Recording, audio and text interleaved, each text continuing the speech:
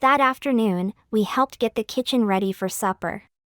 Aunt Dottie was bringing side dishes, so all that was left for us to do was cornmeal and fry the catfish after all the company showed up.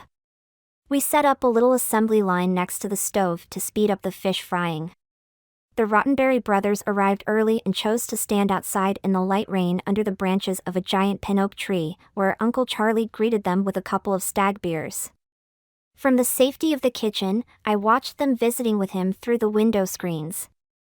Both men were about the same height and build, just under 6 feet tall, lean, and wiry looking.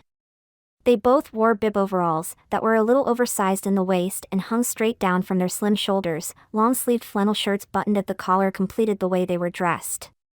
What struck me most about them was the skin on their faces and necks. It was suntanned and leathery looking, I assumed from age and a lifetime of working outdoors. "Petunia Louise, come out here, I'd like to introduce you to these gentlemen," Uncle Charlie beckoned.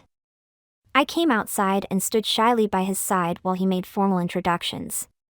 Upon closer examination, I could see that their overalls were unwashed but still stiff with sizing, and store-bought new blue under a thin layer of dirt and grime. Their denims looked completely different from the faded pair I saw Vern wearing while working in the field, and I wondered if his threadbare pair had started out looking this way. A fine line of black dirt lived in the wrinkle lines on their faces and necks, leading me to think regular bathing was not something they were fond of or particularly good at, a fact that their body odor confirmed. Vern was the younger and friendlier of the two. He touched the brim of his straw hat and gave me a mostly toothless grin. Hai remained stone-faced, his black eyes peering through me. He must have been the one in the barn looking for us last night, and he probably suspected that Spud and I were the ones he was looking for. "Henry Tobias is around here somewhere, you'll meet him later. He and Petunia Louise are my late brother Pete's kids," Uncle Charlie said. I hated being introduced that way, as my late dad's kid. It increased his loss to me, and put that way, it felt like I was no longer a member of the family. Not only was Dad lost to Mom, Spud, and me, but through death, our bond to the rest of the family also felt severed. "Sorry we are late," Aunt Dottie called out from the car. Thad and Leroy followed her into the kitchen carrying casserole dishes of food. "Thanks for dropping us off so close to the cabin last night, jerkface," I said to Leroy as he passed. "Happy to do so, Petunia loser. You're lucky we didn't dump you at the state highway, you and Spud Monkey would still be walking. Now I wish we had caught up with them last night and fought them." I was spitting nails mad. What was I thinking when I stood up for them and told Spud it was okay to argue with family, but not fight them? We might have lost the fight, but Spud was right, we probably would have gotten in a few good licks. After supper, the evening turned out to be surprisingly enjoyable, despite having to spend it with our two skunk cousins, as Spud liked to call them. Visiting with Aunt Dottie was a nice break from being around all these men and boys for the week. She wanted to make sure that Mom and I were coping okay after losing Dad, and she knew how to listen to what was on my mind and interpret what I meant when I spoke up about my feelings. For a change, even Thad and Leroy seemed to behave themselves. And I've got to admit that in this setting, Vern and Hai also seemed harmless. We were all sitting around visiting and listening to the radio. The Grand Ole Opry was playing, and someone named Patsy was singing about being crazy. The adults were sipping beers and telling stories about themselves. Every once in a while, Vern or Hai would get up and go outside to take a nip of something stronger than beer from a glass flask in Vern's overalls. Spud told me later that Vern offered him a swig and what they were drinking was clear in color and smelled rotten. He was sure it was moonshine whiskey, and after finding the still in the loft, he was certain that what we saw Vern and the mules doing that day was gathering corn for moonshining and not to feed the hogs as Uncle Charlie would have us believe. At dusk, after our guests had left, Spud and I headed back to the low water bridge. This time we were armed with my spinning rod and gear, and a Coleman lantern. Spud caught a couple of crappies on a weedless silver spoon before changing to a snag-free frog imitator when the light started to go. He was working the line when I said, "Did you ever wonder about why they never found Dad's body?" "What do you mean, there wasn't a body to recover?" "The Coast Guard report said so, you can ask Mom when we get home." "Yeah, I know, but what if he didn't get blown up in the explosion? What if he somehow escaped? I said. How could that be? When the explosion happened, he was feet away from it. Sparks from his welding might even have caused it, Spud said.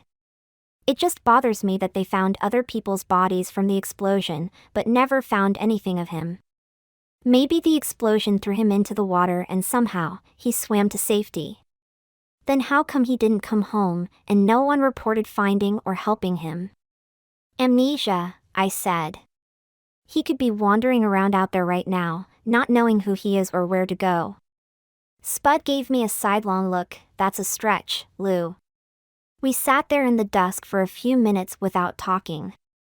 Spud kept casting the lure across the lily pad pool and working it back with short tugs of the rod and slow cranks on the reel, hoping for another chance to catch the monster largemouth bass that snapped his line and shed the popping bug fly from its jaws. Could he have another family in some other river town where towboats dock? I asked. That's even crazier than the amnesia theory. Maybe, but what if he escaped and doesn't have amnesia, but instead went home to his other family? What if he has another daughter and son that he's been sharing time with all the years he's worked on the river, and now has chosen for his full-time family instead of us? You've convinced me, you're desperate or insane, he said. And just as fast as lightning must have struck Dad's barge, Spud's rod bent double from a strike on the frog imitator. Get that Coleman lit so I can see what he's doing, he shouted. I turned the gas on and hit the striker and the Coleman hissed to life, flooding white light in a circle arcing out from the bridge to the far reaches of the lily pads. The monofilament line from my spinning reel caught the light from the lantern like a laser beam as we watched it slice through the black water, first to the right, then back left. Unlike before, Spud worked the rod lightly, giving in to the tug of the fish and letting it and the reel do their jobs. Then the fish headed for the far end of the bridge, trying to take the lure and line through one of its culverts into the bayou on the opposite side. That's when Spud pulled back hard with the rod and cranked fast on the reel, forcing the fish to turn away from its escape route. Now back in the lily pad pool, the monster broke water and shook violently in midair, trying to free the lure's treble hook from its throat. The Coleman's white flame flashed light off its silver scales and alabaster belly as it flexed its body to be free. Get the landing net ready, he's wearing down, Spud said. I stood ready with the net, but on my first attempt to scoop the fish up he turned his body and dove down. Spud's rod tip wobbled back and forth as the fish swam in a tight oval formation a few feet from the bridge in front of us. The second time I was successful, extending the long aluminum handle of the landing net out and coming up under the bass's tail fin to surround it with the net. I think it's the big mouth from yesterday, Spud said in an excited voice. What a beauty. I'll get him out of the net, you pull the stringer up and we'll put him on the end clip. When I dragged the stringer out of the water, something long was dangling from the bottom fish. At first, I thought it was algae or a lily pad stalk, but I couldn't tell which because it was in the shadow of the low water bridge. Then I realized it was a snake and it had the tail end of one of the fish on the stringer in its jaws. I felt my whole body start to shake in fear. Snake! Snake! I screamed, throwing the stringer, snake, and fish down onto the bridge at his feet. The snake immediately released the fish it was trying to digest and slithered across Spud's feet. Snake! Snake! I kept yelling. Spud was jumping around trying to get away from the snake, while holding onto and trying to control the slippery bass with both hands at the same time. All his gyrations caused him to step into the snake's path and it struck at his legs. I heard him cry out, then saw the pain in his face. All I could think of was how could I protect Spud. Then something from the far end of the bridge drew my attention away from him and the snake. The figure of a man was running out of the darkness. It was one of the Rottenberry brothers and he was brandishing a knife as he charged towards us. I looked down to find the snake. It laid coiled in front of Spud, ready to strike again. Don't hurt us, please don't hurt us, I said, as I started to step in front of Spud to protect him from the knife-wielding Rottenberry and the snake at his feet. Out of the way, little girl, Vern Rottenberry yelled, pushing me backward. As I fell, I watched him stomp and kick the snake.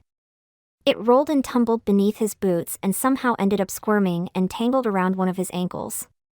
Vern reached down and tore the snake free and cast it back into the water.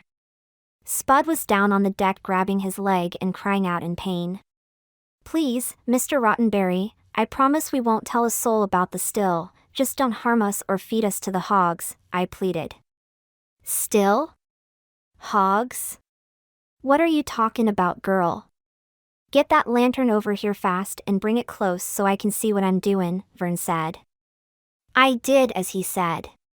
Vern tied a dirty red bandana around Spud's calf and stuck a short stick under it. "Twist this tourniquet until I tell you to stop," he ordered me. "They taught us in first aid class at school not to do that," I said. "This ain't school, now do what I told you." I started to cry. "Yes, sir," I said. He spat a wad of brown saliva onto the concrete and worked the tip of his knife around in it, sharpening one side and then the other. Then he pulled the glass flask of moonshine whiskey out of the back pocket of his bib overalls and poured some of its clear liquor onto the tip of the knife, washing away the brown residue.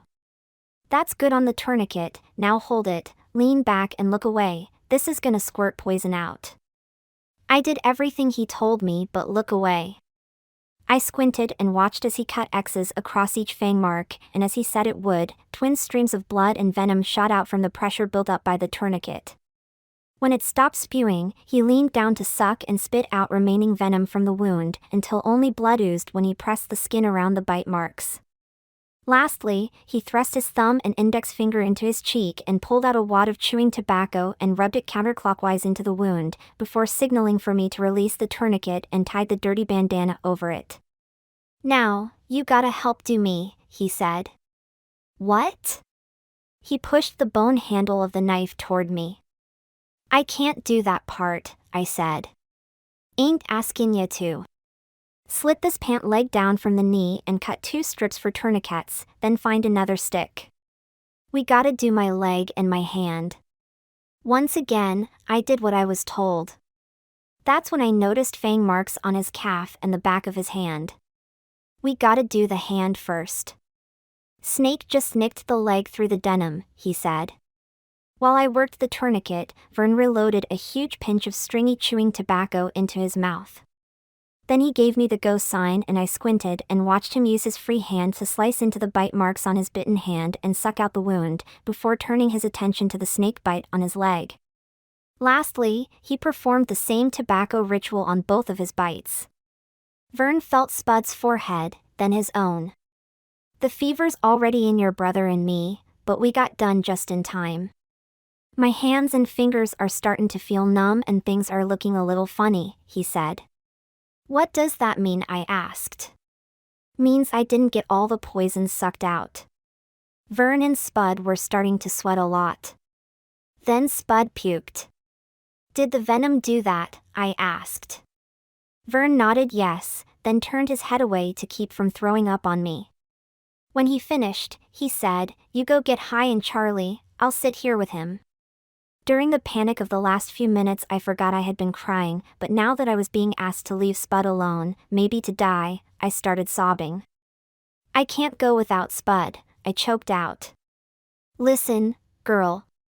We can't go nowhere." "Need help," Vern said, half coherently through his pain. Spud was sitting up holding his arms across his chest and abdomen and shaking. He was taking short breaths and I could tell from the look on his face that he was in severe pain. "Can you hear me, Spud?" I said, wiping my eyes with the heels of my hands to see through my tears. His eyes started to blink slowly like he was drifting into sleep, and I realized I had to go for help, or I was going to lose him for sure. "Try to stay awake, I'll be back as fast as I can," I said.